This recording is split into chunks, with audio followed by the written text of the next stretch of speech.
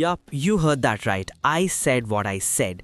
If you're playing Valorant without comms, you're literally throwing, and you cannot convince me you aren't. You've probably noticed that Valorant is extremely predictable sometimes and extremely unpredictable other times. In some games, you'll have enemy teams doing 5-man pushes using the same kind of flashes, stuns and prowlers every single time and planting default and defending from the same few predictable spots.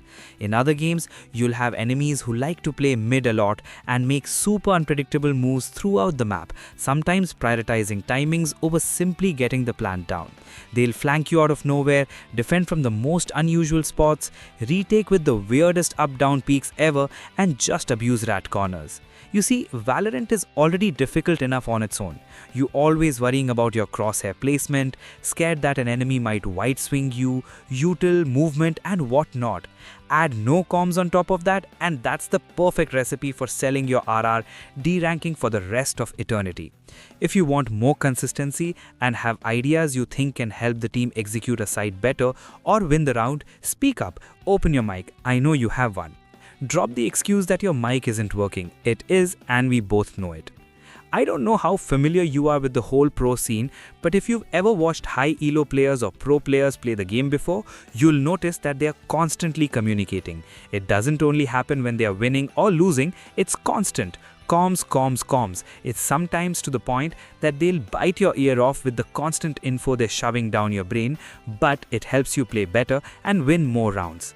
Everything from REYNA Heaven and 3 Garage to Last Scene is communicated, and whether it's a 1v4 or a 1v1, you'll have tons of info to work with and be able to better predict where the enemy Clove and JETT might be coming from.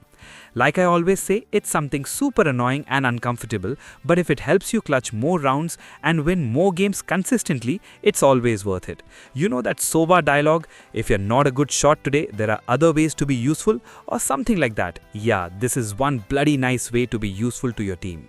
Now, if you're not much of a communicator during the game but want to get into it, here are a few suggestions for you. Rule number 1 for comms is useful info only.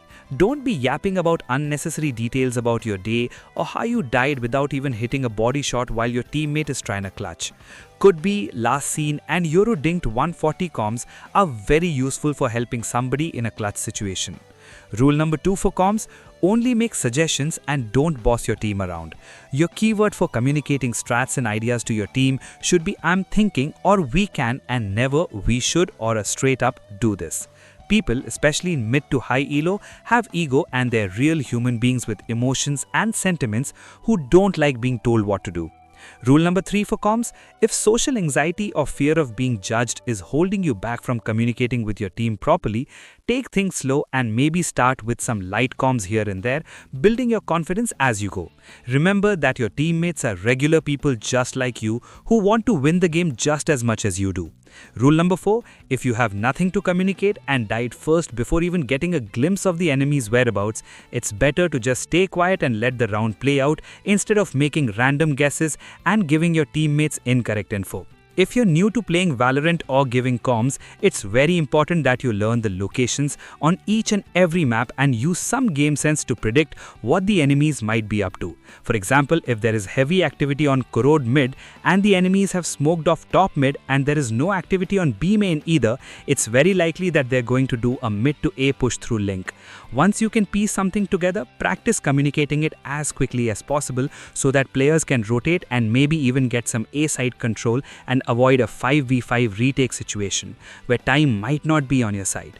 All in all, I just don't want to see your comm games dead silent anymore. Start communicating, listen to your teammates and their ideas, and the unpredictability and inconsistency you complain about all the time will start to vanish in no time. Anyways, that's enough rant from me for today. I'll see you in the next one.